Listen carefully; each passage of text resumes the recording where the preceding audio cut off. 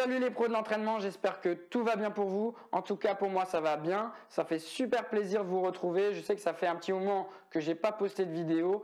La raison est simple, ce n'est pas une question d'envie ou de motivation, c'est plus une question de temps avec d'autres projets autour de moi. Il faut savoir que la chaîne actuellement ne me permet pas de percevoir de l'argent, donc c'est 100% plaisir. J'en profite pour vous dire de vous abonner, de liker les vidéos et de mettre des commentaires. Donc des commentaires positifs si vous avez aimé la vidéo ou même des questions. J'essaierai d'y répondre le plus rapidement possible. Voilà, donc continuez à me suivre. Si on continue comme ça, donc la chaîne, je trouve qu'elle évolue super bien, dans le bon sens. Donc si on continue comme ça, peut-être qu'un jour, je pourrai consacrer tout mon temps et mon énergie sur la chaîne. Je referme la parenthèse. Donc la vidéo du jour, on va parler de la capacité à répéter les sprints. C'est ce qu'on appelle l'ARSA, ou la capacité à répéter des efforts intenses. Alors, comme j'ai dit dans plein d'autres vidéos de ma chaîne, la qualité physique numéro 1 dans le football, c'est l'explosivité. Je pense qu'on est assez unanime, les entraîneurs, les préparateurs physiques, pour dire vraiment que c'est vraiment la qualité physique phare. C'est vraiment celle qui permet de faire la différence sur les premiers mètres de course et qui a un impact très important du coup dans l'activité foot. En deux, et ça n'engage que moi, pour moi c'est la capacité à répéter les sprints de haute intensité sur l'intégralité du match, sur la durée. Donc ça c'est vraiment, je mets le focus vraiment sur les adultes. C'est sûr que pour les enfants, pour les jeunes enfants, il y a par exemple cette qualité de coordination qui sera très importante à travailler. Mais pour les adultes, c'est vraiment l'explosivité et cette capacité à répéter les sprints de haute intensité dans la durée. C'est souvent cette capacité à répéter les sprints dans la durée sur l'intégralité du match qui va faire la différence entre deux équipes de niveau similaire. Donc c'est celle qui sera capable de maintenir, de répéter ce genre d'effort en fin de match qui va faire la différence et qui va marquer ce but supplémentaire. C'est pour cela qu'il est super important de planifier ce genre de séance d'RSA dans une saison. Attention, le travail en RSA n'est pas un travail de développement de la vitesse. Quand on travaille sur le développement de la vitesse, on est sur des durées de récupération entre les répétitions qui sont assez longues, donc de 1 minute 30 dans la théorie, donc le temps de resynthèse de la phosphocréatine. Sur la RSA, on est sur des durées beaucoup plus courtes, inférieures à 30 secondes, donc ça n'a rien à voir. On peut rajouter que le travail en endurance, par exemple par un développement de la VMA, par des exercices intermittents, va avoir un impact sur cette capacité à répéter les sprints dans la durée. Donc la RSA, ce n'est pas la seule méthode. Il s'agit de combiner cette méthode-là avec du travail d'endurance et de vitesse.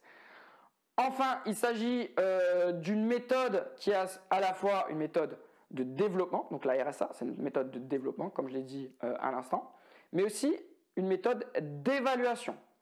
Dans le cas d'une méthode de développement, il s'agira d'être très attentif au volume d'entraînement, au nombre de répétitions.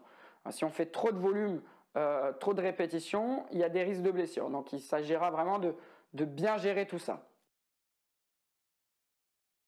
Malgré les études qui ont été réalisées sur cette RSA, il n'y a pas de réel protocole là-dessus. Ce qu'on peut dire, c'est que la durée des efforts, elle doit être inférieure à 7 secondes, donc ce qui correspond à des distances de 10 à 40 mètres, donc en ligne ou avec des changements de direction. Comme dit précédemment, la récupération entre les différentes répétitions, elle doit être inférieure à 30 secondes, donc ça c'est important, c'est très court. À partir de là, il s'agit pour nous, et donc pour le coach ou le préparateur physique, de préparer une séance qui nous est propre. Donc vraiment une séance adaptée à l'équipe, aux joueurs et surtout au poste occupé. Donc ça, j'y reviendrai par la suite pour le travail pratique sur le terrain. Donc le poste occupé, l'individualisation au poste occupé est très importante. Comme dit précédemment, il faut individualiser ce travail de RSA aux joueurs et au poste demandé. Dans mon contenu de séance, dans ma séance pratique, je vais individualiser ça au poste. Donc il est sûr que d'un poste à un autre, les efforts demandés ne sont pas du tout les mêmes. Les déplacements, le nombre de répétitions, la distance parcourue et la récupération entre les répétitions va être différente d'un poste à un autre. Je vais prendre deux exemples. Je vais prendre par exemple les milieux axiaux. C'est sûr que pour les milieux axiaux, il y aura beaucoup plus de changements de direction, des distances parcourues plus courtes et un nombre de répétitions plus élevé. J'ai oublié de parler aussi de la récupération entre les répétitions. Donc pour les milieux axiaux, elle sera plus courte que pour les autres postes. Deuxième exemple pour les attaquants et les défenseurs. Donc au niveau de la forme, ça va être ça va pas être des changements de direction, ça va être des courses en ligne droite avec plus de distance et aussi un temps de récupération qui sera plus important. Une étude récente a analysé 360 buts en Bundesliga sur la deuxième partie de la saison 2007-2008. Ce qu'ils en ont conclu, c'est que 45% des buts marqués étaient précédés par une course en ligne droite, sans adversaire et sans ballon. Donc tout l'intérêt pour ce travail en RSA pour les attaquants et les défenseurs de travailler en ligne. D'accord ? Donc pour les attaquants, pour finir les actions et pour les défenseurs de contrer cette course de l'attaquant. Enfin, pour finir, donc les joueurs actuels, surtout au haut niveau, c'est de véritables athlètes. Donc, et ce travail athlétique, il est très important. Donc, j'ai rappelé l'explosivité avant, mais toutes les qualités physiques sont importantes à travailler. On se retrouve sur le terrain pour la partie pratique avec un travail ARSA en s'adaptant au poste du joueur dans l'activité football. Alors le plus important, la première chose, et je le rappelle à chaque fois, c'est de très bien s'échauffer. Donc notamment les ischio-jambiers et les adducteurs. Donc surtout quand derrière il y a un travail à intensité max. Dans cette vidéo, je vais zapper l'échauffement parce que c'est un peu long. Je vais le faire quand même, mais je vais zapper, je ne vais pas le filmer. Par contre, si ça vous intéresse, vous avez juste à cliquer ici et vous aurez un échauffement complet. Allez, on est parti pour le travail de RSA. On va commencer avec les attaquants. On va faire 12 fois 30 mètres avec une récupération de 30 secondes entre les répétitions. Donc on commence au plot jaune ici. On va faire un appel contre appel. Ok, donc on part ici, appel contre appel, appui pied droit. Ok, en contact ici. On revient au plot jaune, appui pied gauche et on part derrière. Avec le plot vert, ça sera l'inverse. Donc là, on a fait appui pied droit. On fera appui pied gauche. Hop. Appui pied gauche, appui pied droit et on part ici, sprint en ligne, d'accord? Donc une fois qu'on est là-bas, on récupère 30 secondes. Bien sûr, on va essayer de faire quand même une forme dynamique. On reste pas 30 secondes comme ça. On fait quelques gammes, quelques talons-fesses et ensuite on repart et on fait ça 12 fois. Ok? Allez, on est parti. Allez. Attention. Hop, et au top, on y va. Bon, hop, pied gauche, et on y va.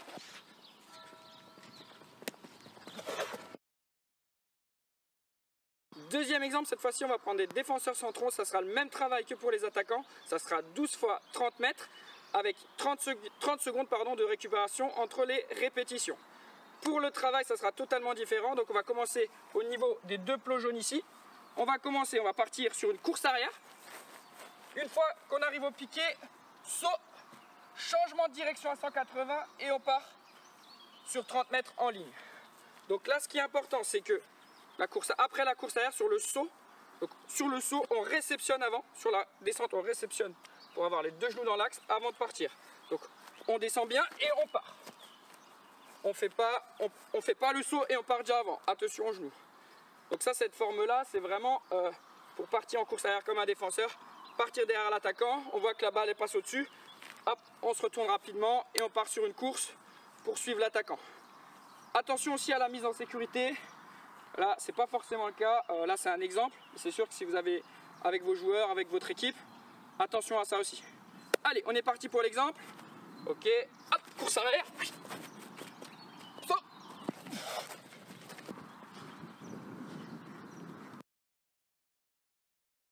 Troisième exemple, cette fois-ci avec les arrières latéraux et les milieux excentrés. Donc ça sera plus du tout le même travail. On va faire 14 fois 20 mètres avec une récupération plus courte de 20 secondes. Donc avant on était sur 12 fois 30 mètres. Là on est sur 14 fois 20 mètres. Avant on était sur une récup de 30 secondes. Là on est sur une récup de 20 secondes.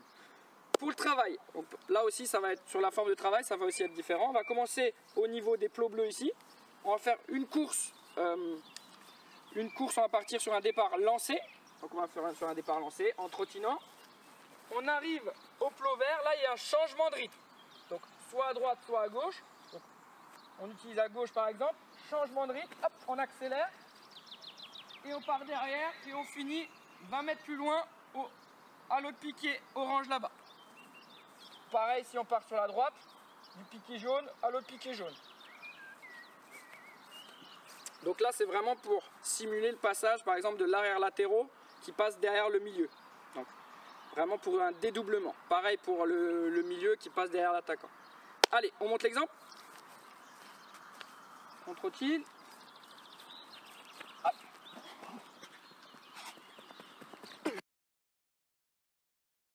Dernier exemple avec les milieux défensifs et les milieux axiaux. Donc là, ça sera 16 x 15 mètres. Donc plus de répétitions, mais moins de distance.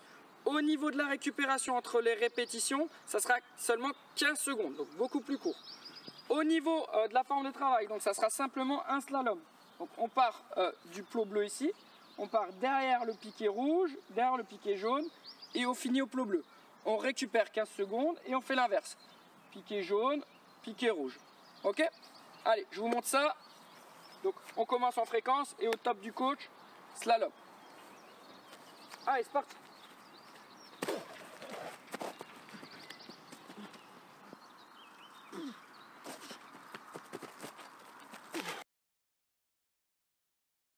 On arrive à la fin de la vidéo, j'espère que vous avez aimé. Comme je l'ai dit dans l'introduction, il n'y a pas de protocole précis sur ce travail de RSA. Donc ça sera à vous d'être créatif et de suivre la logique de l'activité. Attention quand même au volume, au nombre de répétitions pour chaque exercice. Il ne faut pas que ce soit trop, sinon la conséquence, vous la connaissez, hein, c'est la blessure. Donc on va tout faire pour bien gérer le nombre de répétitions, pour vraiment que ça soit pas trop important. Dans tous les cas, je vous remercie d'avoir regardé et on se revoit très vite. Abonne-toi à ma chaîne. Why is it so hard to let you go?